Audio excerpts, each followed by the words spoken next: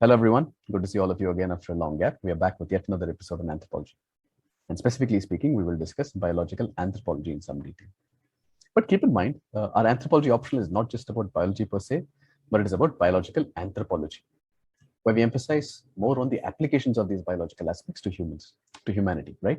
That's what anthropology is. It's a discipline of infinite curiosity about humans. So that's an important sort of a distinction to keep in mind. So a biology answer isn't necessarily a biological anthropology answer. And one more thing, most of the students probably think that biology portion is going to be taxing, it's going to be slightly challenging, but trust me, that is not the case at all. Biology is in fact quite easy, and in fact a lot of fun as well. And you yourself will realize this thing after watching these videos on the playlist.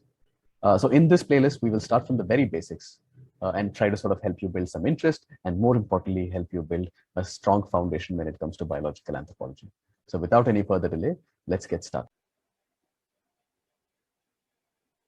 So this is the male reproductive system. Just look at the diagram. Okay, just think of this as a continuation of the topic that we have just seen, right? Which is the female, once a woman is going from to, that entering puberty. Okay, once puberty kicks in, what are the kind of changes that are taking place? Right now, obviously, the if I ask you like how exactly does a male change, you will say that okay, the voice becomes a little more baritone, okay, a little gruff voice, right? You will say that there is like there is hair growing in certain parts of the body that was not there. For instance, facial hair. For instance, hair under the armpits or in the armpits, sorry, and then pubic hair. All of those, okay, physiological changes. But at the same time, what is happening here specifically? Okay, so we'll take a look at this. So first of all, the larger picture here is to understand why we are doing this. We are doing this because we are trying to understand another milestone. Okay, another milestone. Okay, in growth and development.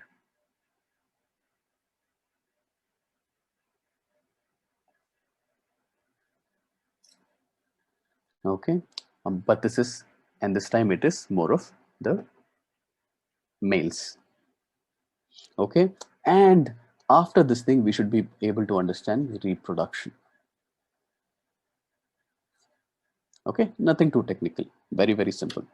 Okay, so again, let's come back from this thing. So reproduction. So reproduction, what is this? It is a process by which organisms, humans, okay, they make more humans, more organisms by themselves. Hum karte hain through sexual reproduction. We've seen a lot of those elements: haploid, diploid, okay, gametes, fertilization, post that is zygote, right? All of these things we have seen, right? So in the human reproductive process, there are two cells or two kinds of sex cells, right? Or gametes are involved.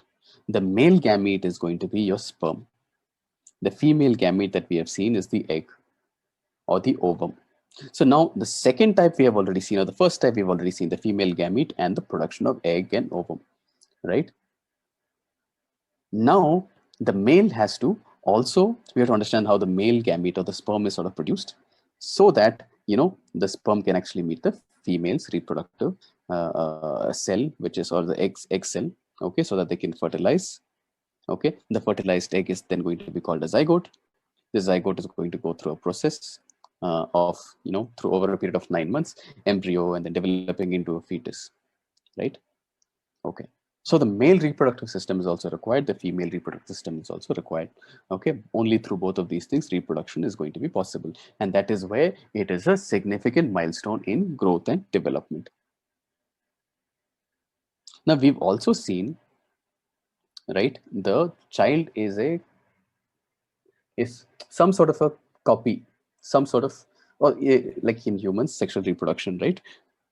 Humans, male and female, are going to pass on some characteristics of themselves to the next generation, and that is done. So that is a phenotype that I'm talking about, but let's also go into the genotype. So this sort of passing on of these sort of characteristics is done through the genes that are being passed on. The genes, the special carriers of the genetic material, right? They are the ones that code for those human traits. They are the ones that code for the sort of traits of the parental phenotypes. So these genes, that the parents are going to pass along to make the children, okay, make the children. These come from the male's sperm and the female's egg.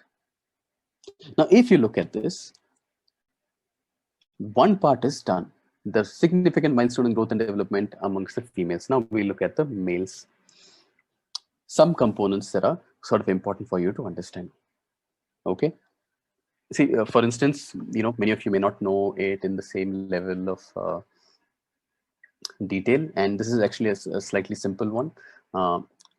So what is the male reproductive system? Basically, it is about testicles, okay, the penis, okay, and production of sperm.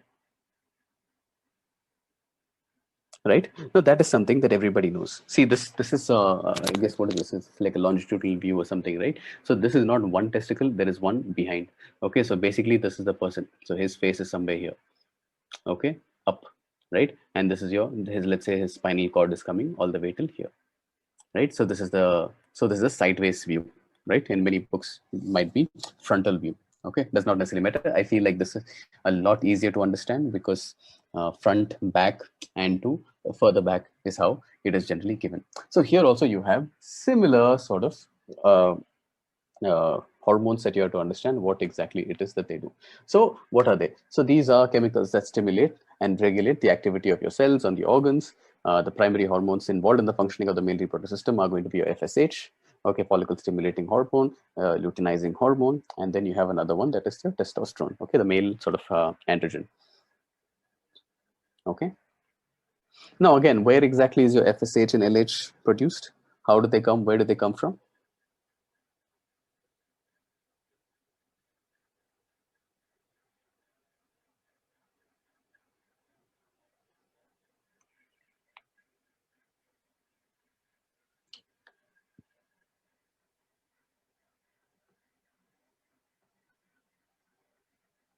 So you have your hypothalamus, यहाँ से you have your gonadotropin releasing hormone, and then यहाँ से it goes into something like this,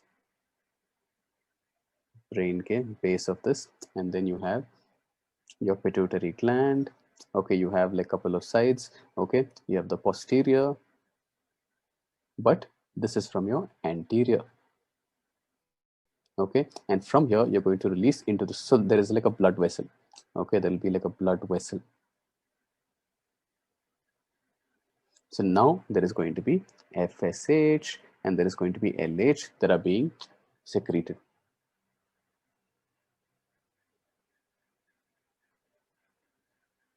Pituitary, okay, sorry, okay. Harika Kaza says pituitary gland, Megha says pituitary gland, Harika Kumbha says pituitary, hypothalamus, pituitary gland, Kirti, okay, excellent.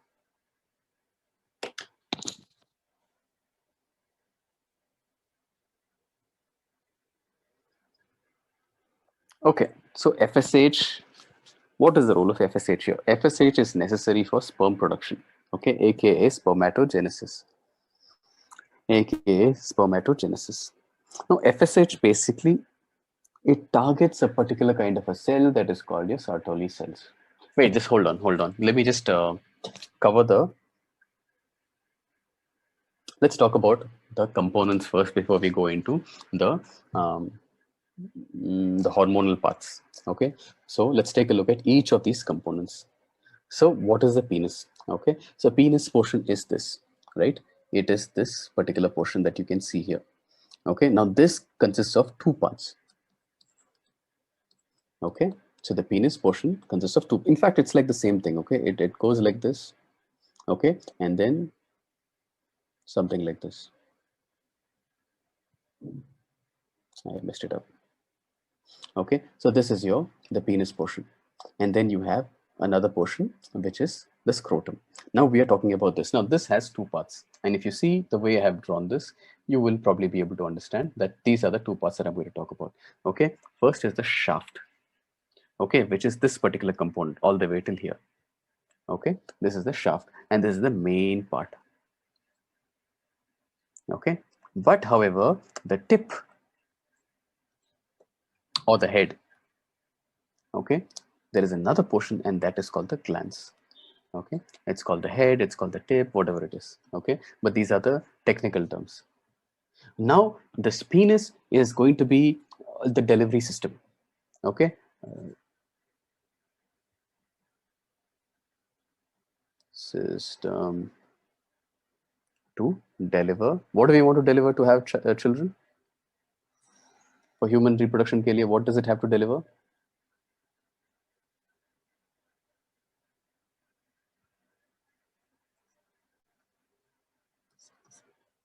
Okay, so this is the delivery system.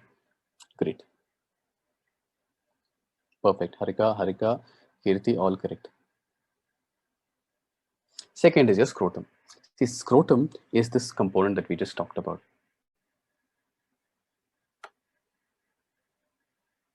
Okay, so this is your scrotum. Okay, the scrotum is basically just the pocket area. Okay, it is also called scrotal sac. Okay, if you want to know the technical term. Now, this is basically hanging, okay, under the penis. Okay, and this is important because it contains both testicles. Can you see the testicle? Now the testicles, okay, the testicle, okay, because there are two, okay, and at the same time you also have this another component called epididymis.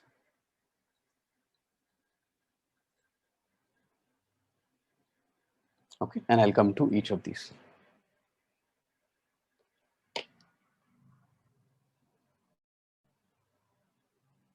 No question so far, right? Following, right?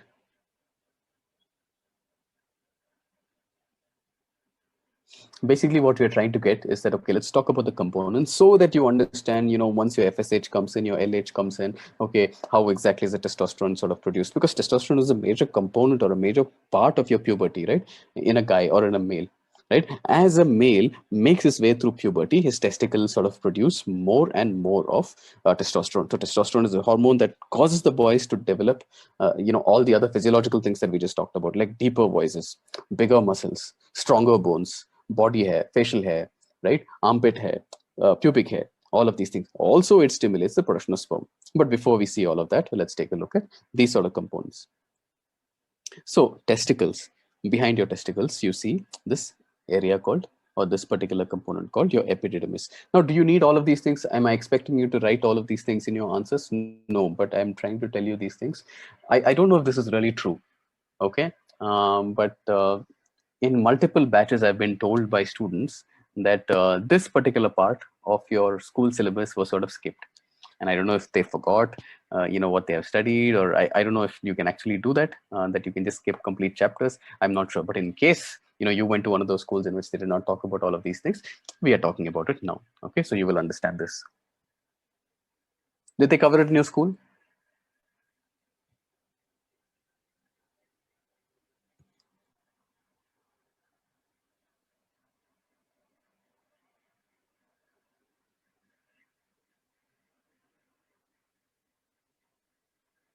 And we had to draw these diagrams also.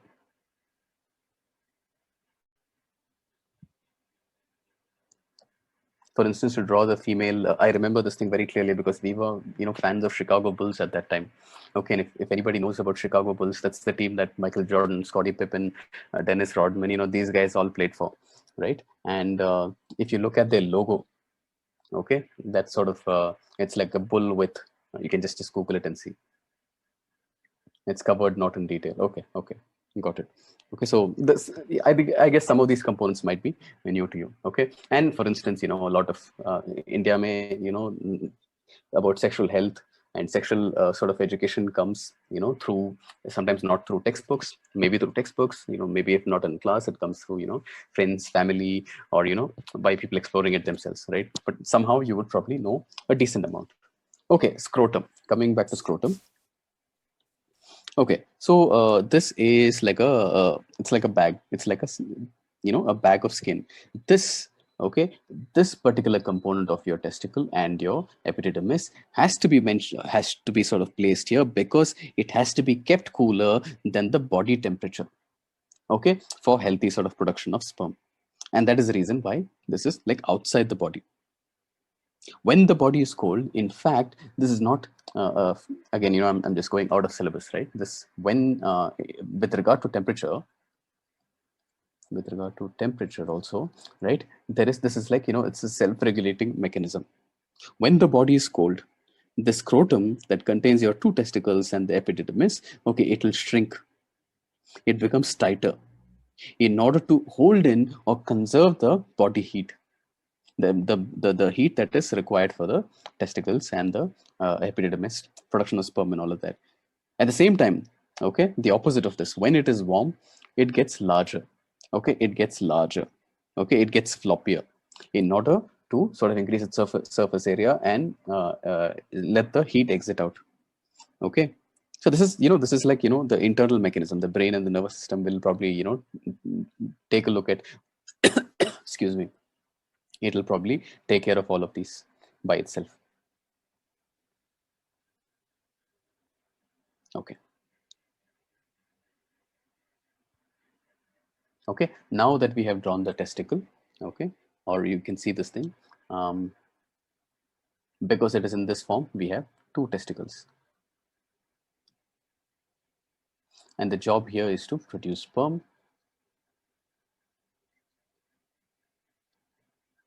Okay, and also to produce the male sex hormone, which is testosterone.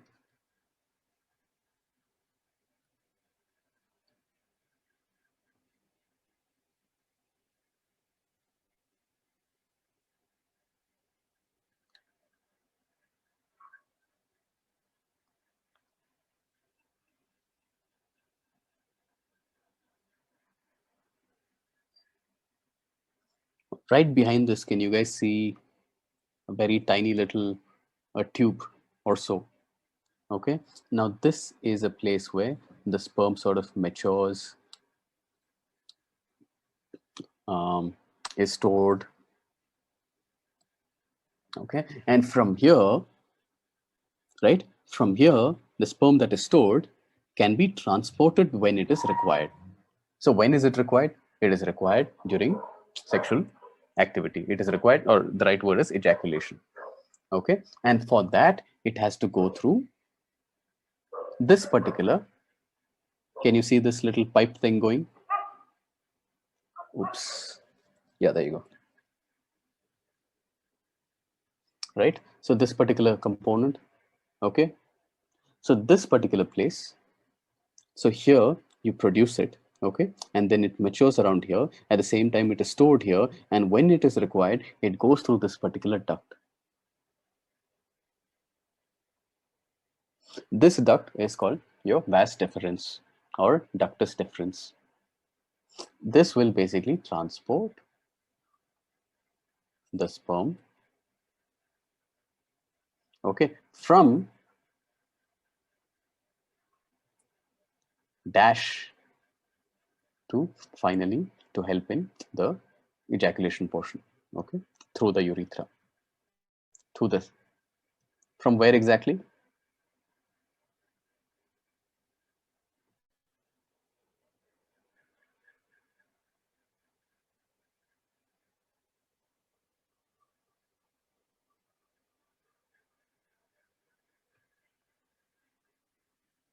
Not from the testicle, no. Yep, epididymis. Okay, great.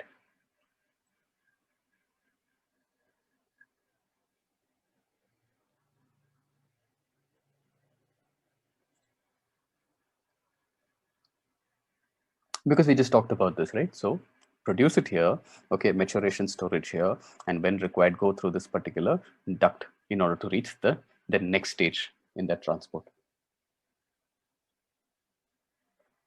And then you reach something called your seminal vesicles. Okay, and if you see this, this is your bladder, and right below that, okay, under that, beneath that, you have these seminal vesicles. Now these are going to secrete sort of a fluid, a thicker, it's not like a very watery sort of fluid, it's the thick sort of a fluid that adds to the sperm, or that it has many roles that it plays. Okay, so that gets added to the sperm.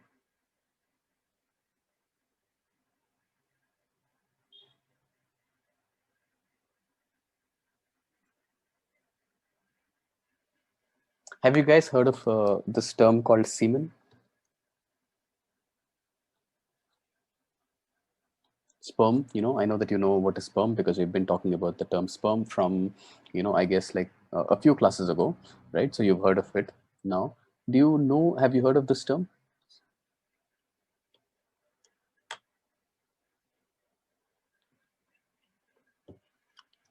Okay, so what is semen?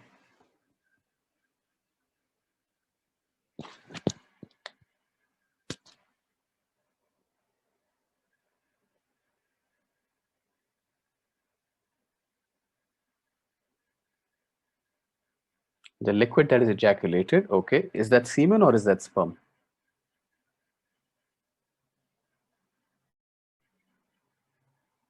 So obviously my next question is going to be, then what is sperm?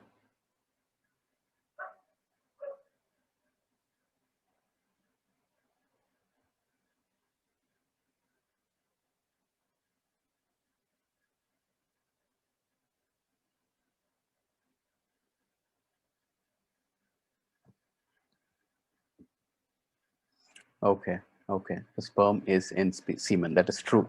Oh wait, I'm not saying anything. Okay, sperm is in semen. Is that true or false? That gives us an opportunity to do true or false. Sperm is in semen, meaning sperm is a subset of semen. Is it true or false?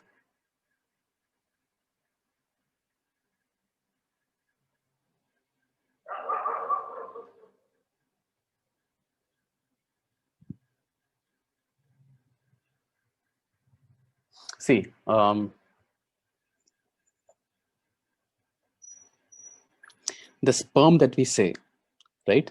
Remember, in biology, okay, because we are biological anthro students, right? So think about this, okay? Sperm, when you're talking about the term sperm, you want to refer that to that cell, haploid cell, okay? Use these terms, okay? It is not too technical, okay? You guys know how to use it. This is part of your vocabulary. However, to the lay person, sperm and semen, okay, maybe this lay person does not know these words, but let's say there is another lay person who probably uses these two and they might think that these are synonyms. However, these are not synonyms. Sperm, okay, is the haploid cell. Now semen is something which is the white sort of a substance that is discharged from this particular sort of, can you see this? This is your urethra through this thing, okay, for the sexual reproduction purposes or ejaculation purposes or whatever it is, okay. It is a whitish sort of a liquid, whitish sort of fluid. It comes out of the penis, okay, when a person comes, okay. This particular fluid is going to contain those sort of cells that we need, okay, that is required for us to explain, or for the human species to be able to have that haploid cell, that reproductive material, so that it can go ahead and sort of touch base with the egg that is released in the fallopian tube during the ovulation process. So far I hope that is clear. So this sort of a fluid is coming from your seminal vesicles, okay, and little part of it also comes from your prostate gland. So this, can you see this here, a small little thing? It also produces some of the fluid.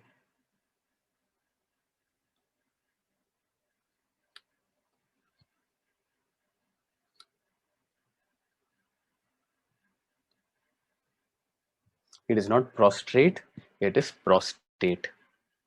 Difference is there, okay.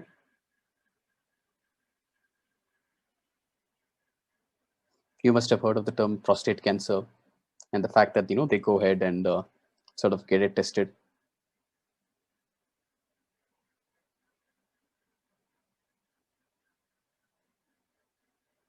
Okay, just remember that the seminal vesicles, okay, semen, fluid. At the same time, you have the prostate. Okay, we're not going to go into the medical side of things, but in terms of the physiological changes during adolescence, it is important to note that it is important. This particular thing is important for reproduction because it supplies part of the seminal fluid or the semen. okay, and it get mixed up with those sperm that has been produced from those testes and the seminal fluid. It helps the sperm in sort of traveling, in surviving. It gives it like some sort of protection, right? So just remember that. Then there are other components, okay. This is not so important from the perspective of reproduction. What is the bladder for? See, bladder is basically it's like a tank, right? It's a sac that stores urine, okay. And then even so okay, so then the last one is going to be your urethra. Now tell me, is the urethra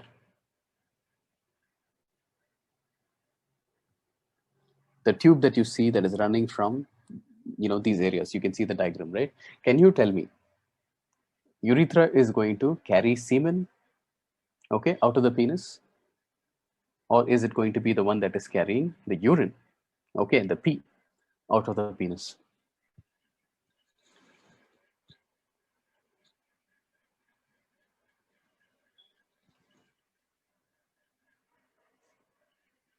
So one answer that I see is both, okay. It basically carries the semen and the urine out of the penis. Anything else?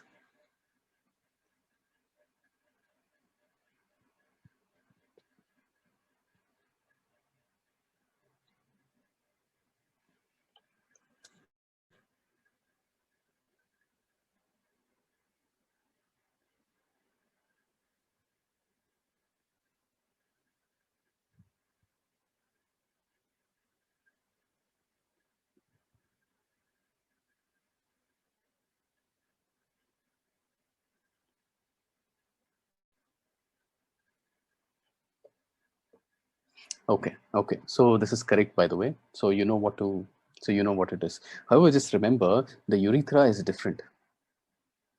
Okay, in females it is different. In males it has a different role. Okay, so please don't say that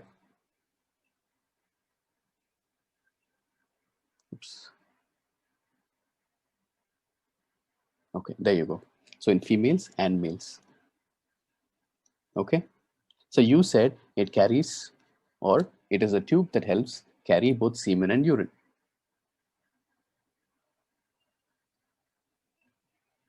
How? What about for the female?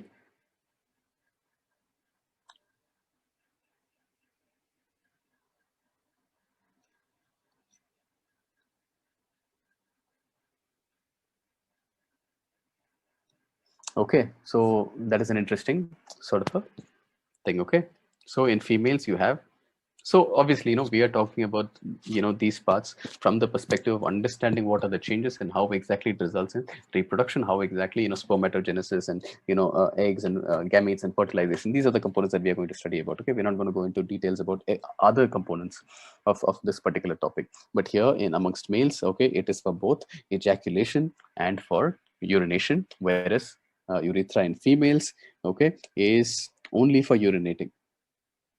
Okay, all right. So having covered all of these, okay, and tomorrow we can look at demographic variables and other components. So what is FSH, what is your LH, and what are these testosterone? Just you can note those down.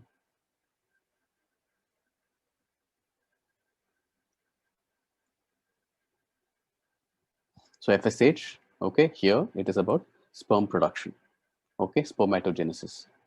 Again, here, you can go into a little more in depth. Okay, so FSH, basically, it targets a particular kind of a cell called Sertoli cells. Okay, Sertoli cells.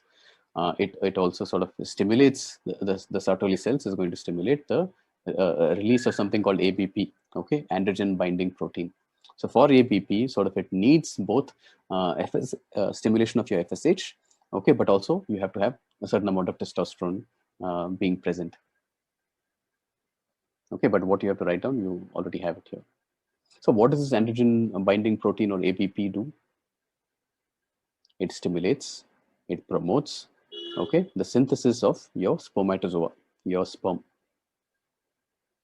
okay, which will go into, so if you take this particular component, if I draw if this is my okay, let's say these are the testicles, and if you draw something like this here, there will be some, you know, I don't know if we have time for all of this. It looks something like this.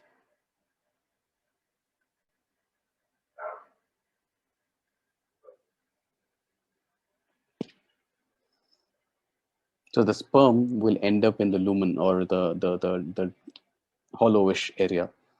Okay, and here you have a lot of these seminiferous tubules. Anyway, leave that for now. Okay, write down what you have. I don't want to go into too much depth because I don't think we will be able to go into it now. So this androgen binding protein and your testosterone, it will help in stimulating the production of sperm. Sertoli cells has some other duties as well. For instance, it helps release something called inhibin. Inhibin decreases the production of FSH by the pituitary gland when there's a lot of testosterone in the system already. So this is some form of internal or regulation. And then finally you have, so there are a few types of, there is Sertoli cells, there is Leydig cells, okay, which are present in a place called interstitial place. So it's also called as interstitial cells. Okay, and this will sort of cause it to secrete testosterone.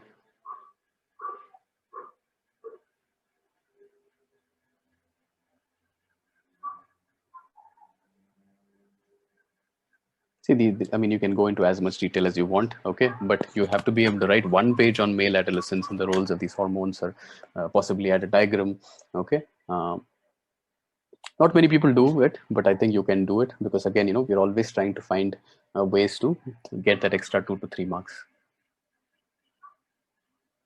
Okay, so we are done for the day. If anybody still wants to, we can, you know, talk about some other aspects. Okay, we can go into a little more of depth.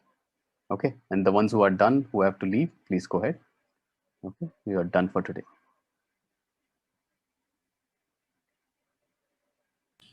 Excuse me, sir, but when they ask about male adolescence, shouldn't we be writing about everything, like not You just can.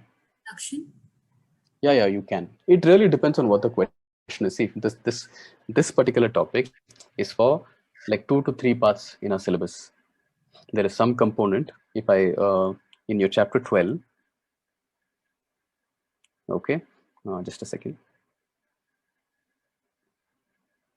In terms of growth and development, okay, so the physiological changes that come in, right, the way we have covered it, you're going to write the fact that there are physiological changes like your deepening of voice, or you know, the fact that there is hair. This comes under your testosterone portion. The testosterone is the one that is actually creating this. So that's how you can do it. You can talk about the growth spurt and whatnot. All of these things are kicked in. All of these things are because of the testosterone that is being released. Okay, so the way you want to put it, it'll be like this. And again, the same topic. So for instance, this could be like, you know, sex and fertilization. It could be about growth and development. It could be about a particular stage in growth and development in humans. It could be about reproduction. It could also be some topic, one second, in your chapter 12, okay, serogenetic and cytogenetics in reproductive biology. So reproductive biology ke bare mein, again, so wherever it is, okay, you can.